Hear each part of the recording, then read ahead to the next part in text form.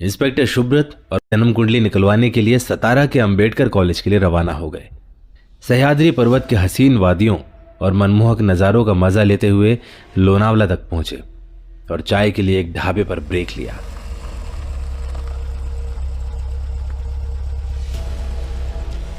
सुबह के ठंड में 2 कप गर्मा गर्म चाय ने इंस्पेक्टर सुब्रत और कांस्टेबल शिंदे की पूरी थकान दूर कर दी थी। ताजा होकर उन्होंने फिर से अपना सफर शुरू कर दिया। तभी इंस्पेक्टर सुब्रत का फोन बजने लगा। Hello, inspector Subrata here. Fantastic. Report scan करके मुझे ईमेल कर देना। मैं अगले कुछ दिनों तो सतारा में हूँ, ठीक है ना? और जब तक मैं ना लौटूं प्रेस से कोई बात नहीं करेगा। पुलिस कंट्रोल रूम से फोन था। माधव का पोस्टमार्टम रिपोर्ट आ चुका था। माधव की मौत ने केस को और पेचीदा बना दिया था। क्या माधव की मौत महज एक हादसा था या एक सोची समझी साजिश?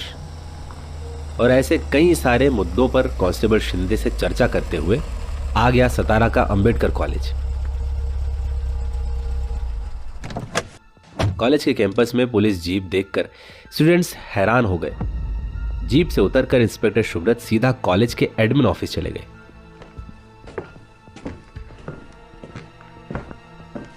सबकी निगाहें इंस्पेक्टर सुब्रत पर टिकी थी। इंस्पेक्टर कॉलेज एडमिनिस्ट्रेशन के कैबिन में चले आए।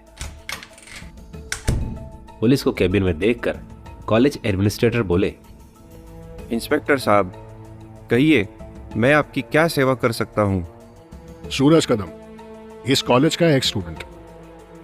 हमें शक है कि वो एक मर्डर केस में इन्वॉल्व है। हमें उसके बारे में कुछ इन्फॉर्मेशन चाहिए था। आई एम सॉरी इंस्पेक्टर साहब, प्रिंसिपल से बात किए बिना मैं आपको कोई इंफॉर्मेशन नहीं दे सकता। तो फोन कीजिए और पूछिए प्रिंसिपल से।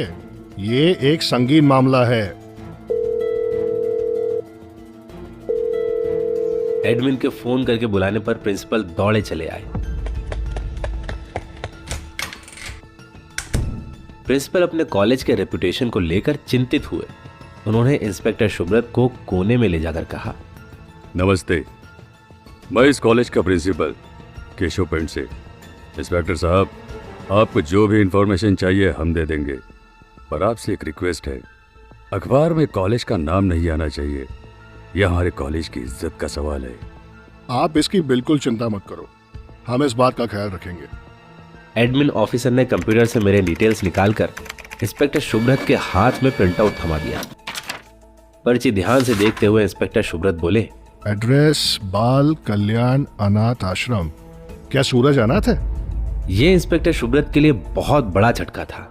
एक ही बात उन्हें परेशान कर रही थी। कोई अपने गुजरी हुई मां से कैसे बातें कर सकता है भला? उस दिन रात को जब इंस्पेक्टर सुब्रत मेरे घर आए तब मैं अपनी मां से फोन पर बात कर रहा था। उन्होंने दरवाजे के पीछे खड़े रहकर मेरी बातें सुन ली थी। हाँ, सूरज ने एक अनाथाश्रम से निकलकर यहाँ एडमिशन लिया था।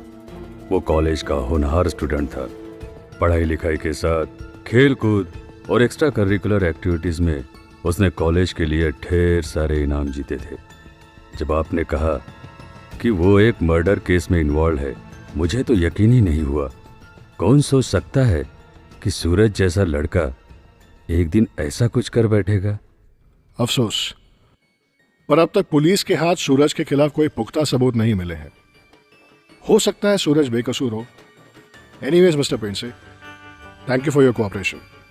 अभी के लिए हम चलते हैं। जरूरत पड़े तो चले आएंगे आपको तकलीफ देने। अब पुलिस का अगला मुकाम था बाल कल्याण अनाथ आश्रम। अनाथ आश्रम आकर पुलिस को पता चला कि मुझे 8 साल की उम्र में मेरे मामा ने मुझे यहां भेज दिया था।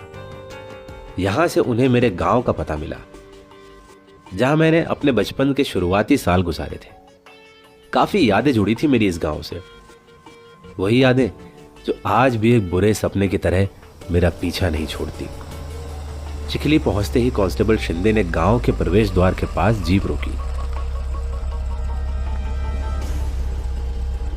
एक बुजुर्ग आदमी से जब उन्होंने मेरे परिवार के बारे में पूछा, बाबा का नाम दत्तात्रेय कदम, सुनते ही उसके हाव भाव कुछ ऐसे हो गए जैसे उसने कोई भूत देख लिया हो। वो आदमी वहां से भाग गया। सर, जिस तरह वो आदमी सूरज के बाप का नाम सुनकर भागा है ना, लगता है कोई बहुत बड़ा गुंडा या डकैत होगा। देखो तुम। हाँ, हो सकता है। कुछ दूर जाने के बाद एक आदमी गाय के चारे का एक बड़ा सा गुच्छा अपने सिर पर लिए गांव जा रहा था। दत्तात्रेय कदम का नाम सुनकर वो बोला, कौन दत्तू? शैतान किस्म का आदमी था वो कमीना। बीवी को तो खा गया, पैसों के लिए अपने बच्चों को बेचने चला था वो। अच्छा, और क्या जानते हो दत्तात्रेय और उसके परिवार के बारे में? जानता तो बहुत कुछ हूँ, बहुत लंबी कहानी है। अगर आप मुझे गवर्नमेंट स्कूल तक छोड़ दे तो रास्ते में बता दूंगा। इंस्पेक्टर सुब्रत उस आदमी को एक बार उसे ऊपर से नीचे देखकर जीप में बैठने के लिए कहता है। जी शुक्रिया। वो पुलिस की जीप में बैठ गया। लगभग 20-22 साल पहले की बात है। मेरे बाबा दत्तात्रेय कदम, मां शारदा और हम 2 बच्चे चिखली में रहते थे। खेती बाड़ी, पैसा, सब कुछ था।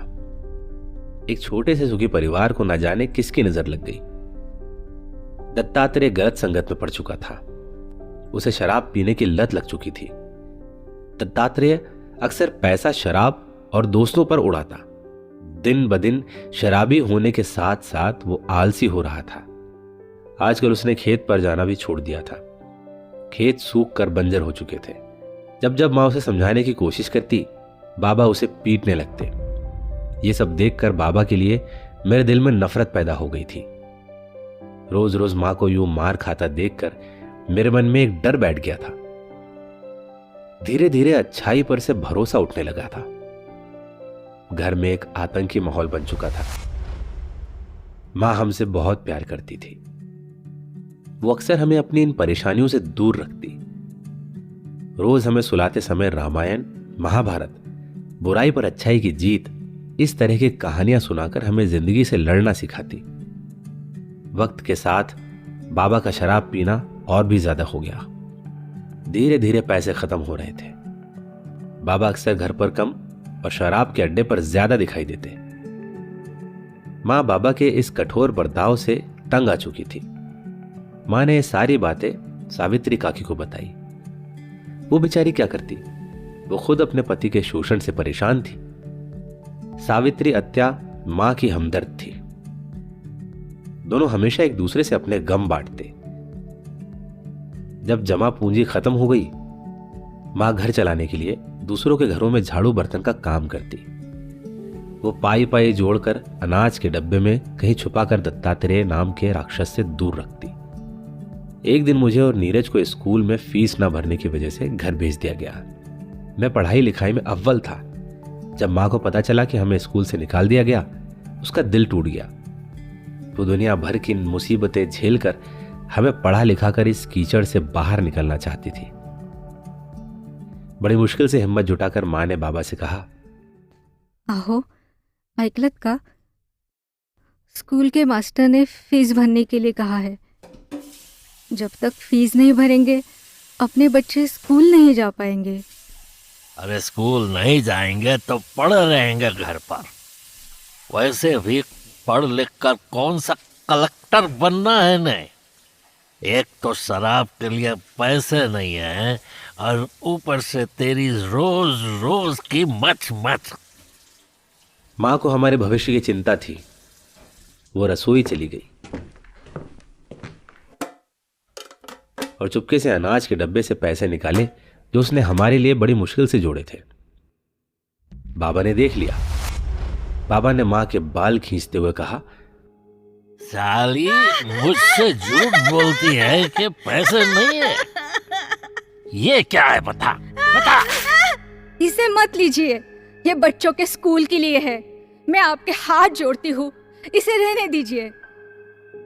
मैं छुपकर बाबा को देख रहा था। बाबा मां को बेशर्मी से पीट रहे थे। मैं डर के मारे कांपने लगा। मेरे मुकाबले मेरा छोटा भाई नीरज इन मामलों में ढीठ था। जब बाबा मां को पीटने लगे, नीरज मां को बचाने के लिए बीच में दीवार की तरह खड़ा हो गया। पता नहीं उसके नन्हे दिमाग में उस समय क्या चल रहा था। बाबा ने उसे जोर से चाटा मारा। बाबा ने मां से पैसे छीन लिए। इन सब का मेरे मन पर गहरा असर पड़ा। मेरी मानसिक अवस्था धीरे धीरे बिगड़ रही थी। पढ़ाई में मेरा ध्यान नहीं लगता था। मैं शारीरिक और मानसिक तौर से कमजोर होता जा रहा था। मां को अक्सर मेरी चिंता लगी रहती थी। अक्सर मेरे भोलेपन का फायदा लोग उठाते थे। मां को इस बात की तसल्ली थी कि नीरज हमेशा साये की तरह मेरे साथ रहता और मेरी रक्षा करता। मां अक्सर मजाक में कहती, रावणों की दुनिया में एक राम था, वो हमेशा परेशान था।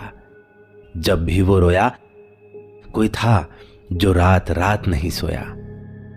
जब भी उसका दिल दुखता, कोई था जिसे कांच की तरह चुभता।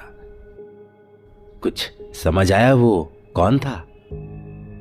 सुनकर मैं और नीरज दोनों भी मां की तरफ दौड़ कर आते, उसे लपट कर बोलते, वो मैं था, वो मैं था, और बड़ी जोर जोर से हंसते। दत्तात्रेय जुआ और लॉटरी भी खेलने लगा था। वो कर्जे में डूब रहा था। घर जमीन सब कुछ गिरवी रख दिया था। गिरवी रखने के लिए कुछ बचा ही नहीं था। अब कर्जदार रोज दरवाजे पर आते। एक दिन दत्तात्रेय घर पर आराम कर रहा था। कुछ लोग कर्जा वसूली के लिए आ गए। दरवाजे पर मां से बाबा के बारे में पूछने लगे। उनकी आवाज सुनकर बाबा डर के मारे रसोई में छुप गए थे। वसूली के लिए आए हुए लोगों में से एक ने कहा, सिर्फ 15 दिन की मोहलत देता हूं। अगर 15 दिन में पैसे वापस नहीं किए तो अंजाम बुरा होगा। वसूलदारों के जाने के बाद बाबा फिर से शराब के अड्डे पर चले गए। देर रात घर आए और मां से झगड़ने लगे। नीरज सो गया था। हमेशा की तरह डरा हुआ मैं दरवाजे के पीछे से सब देख रहा था। मुझे पैसे चाहिए। मेरे पास देने के लिए कुछ नहीं बचा है। अरे ऐसे कैसे कुछ नहीं बचा है? ये मंगलसूत्र है ना, ये किस दिन काम आएगा? कम से कम इसे तो छोड़ दो। उस राक्षस ने मां की एक नहीं मानी। बाबा ने एक हाथ से मां के गले से मंगलसूत्र खींच लिया। मां के लिए ये एक जबरदस्त आघात था। वो इस तरह रो रही थी मानो उसने जीने का मतलब ही खो दिया हो। अगली सुबह मां उठी, रोज की तरह नहा धोकर आंगन की तुलसी की पूजा की, फिर नाश्ता बनाया और हमें खिलाया। आज मां कुछ खामोश लग रही थी, पर उसकी खामोशी बहुत कुछ बोल रही थी। मां ने मुझे और नीरज को अपने पास बुलाया। अपनी गोदी में सुलाकर सिर पर हाथ सहलाते हुए मां की आंखों में आंसू थे। आंसू के पीछे एक दर्द था बिछड़ने का, जो शायद हम समझ नहीं पाए। दोपहर के खाने में उसने हमारे मनपसंद गाजर का हलवा बनाया था। मां ने खाना परोसा। मैं और नीरज बैठकर खाना खा रहे थे। वो हमें जी भर के देख रही थी। वो हमेशा हमें खाना खाते वक्त इसी तरह से देखती थी, पर इस बार शायद बात ही कुछ और थी। फिर हमारी थाली में चावल खत्म होता देख वो बोली, मैं अभी दाल चावल लेकर आती हूँ, तुम यही बैठे रहो। मां रसोई चली गई। काफी देर हो चुकी थी। मां दाल चावल लेकर नहीं आई। मैं और नीरज रोने लगे।